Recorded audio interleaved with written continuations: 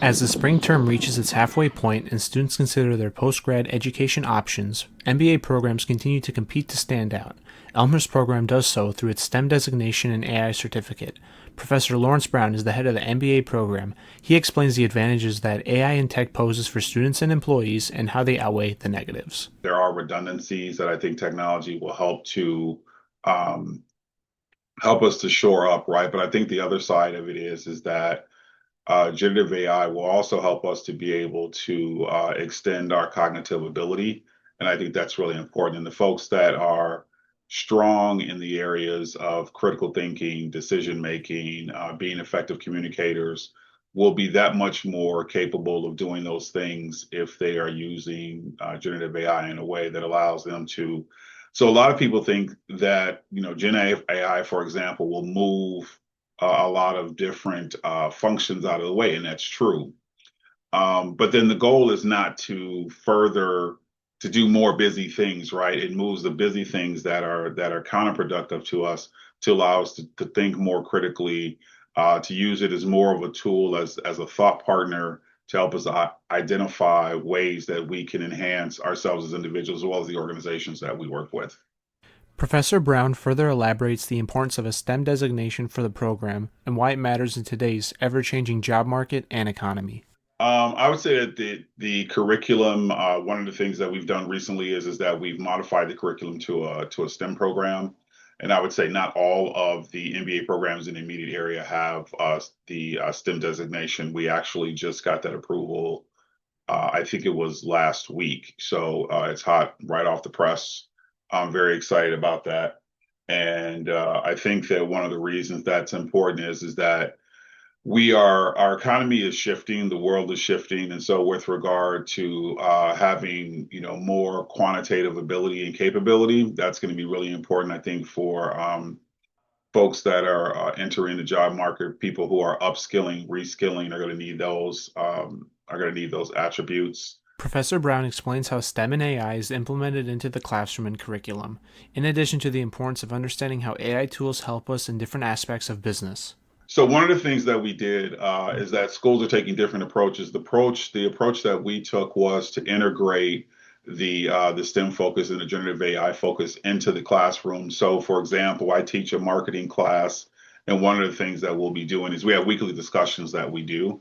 The weekly discussions will be around marketing because that's the course. But how are we now leveraging marketing to make us more effective with generative AI tools, right? How is AI helping us to generate more data that we'll actually utilize, right? Everyone's talking about big data and everything, but big data doesn't benefit you if you don't know how to understand the trends, and it doesn't help you to if you don't know what that information is. So we're actually going to do the application of it and then talk about how then do you bring in those tools to help you be more effective. So if you've ever heard marketing technology, MarTech is what that is what it's called. And so we are leveraging, various tools in each one of the classrooms. So market would be that example, but of course that is more, I shouldn't say more, it's equally as applicable in the other courses, like say, for example, accounting and finance, right? How do we take those courses and enhance them?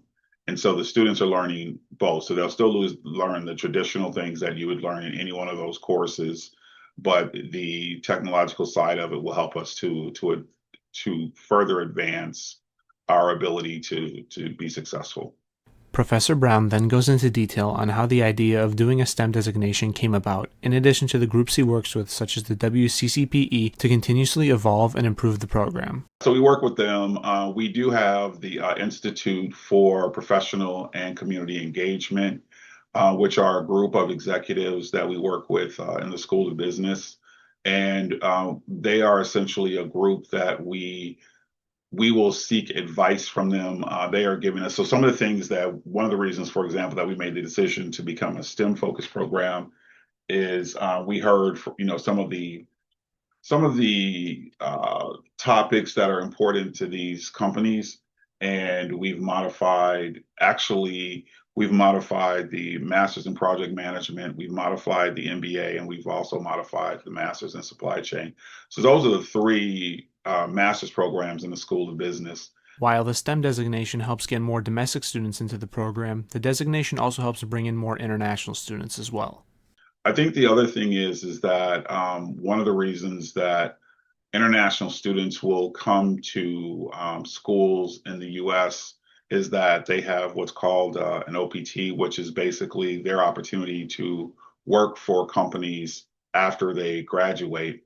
So if you are in a graduate program that doesn't have a STEM focus, international students will stay in country for just a year. But if it's a STEM program, it's 3 years.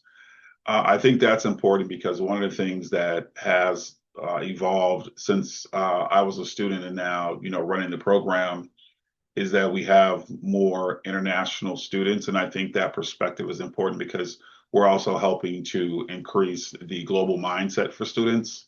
Professor Salick, the director of the Supply Chain Master's Program, gives his perspective on the implementation of STEM and tech into the program's curriculum and how students will benefit. So when they graduate from the program, they're going to have better analytical skills than the programs that don't have it. So everything from generative AI to modeling to just being better at Excel. And they'll gain those skills by doing it. We really don't have exams in this program. So probably 80% of your grade is based on solving problems and doing assignment work. AI is becoming a daily part of our lives, especially in education. Professor Salick talks about the use of AI in his classroom and through the program. AI is a very interesting topic. And the way we think about it is for every assignment, you're either going to get a red light, a yellow light, or a green light. Red light means we want you to do the assignment without using AI at all. Yellow light is partially and you have to disclose. Green light means it's fully expected. So you'll get a data set and have to solve it in Excel. And then you say, maybe I really like Gemini and Claude. I'm going to run the same problem through those. You have to solve it, but you almost have to do like a decision log to say, hey, I really like how Gemini tackled this.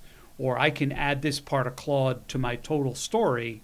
And then you, as the thinking person, put everything together. Professor Salick also discusses a current scholarship opportunity due in May for students interested in pursuing an MBA in supply chain and logistics. Next week, we're running a scholarship contest. We're giving away two $2,500 scholarships.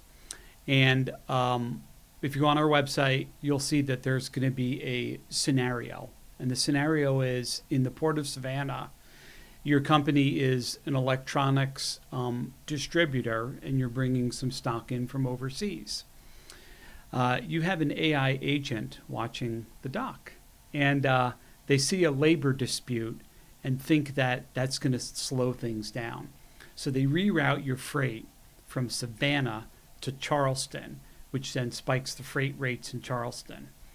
The 1,500 other AI agents were watching the same thing and did the same thing. And this thing just spins out of control. So then the questions that to enter for the scholarship are, what happened? Why did it happen?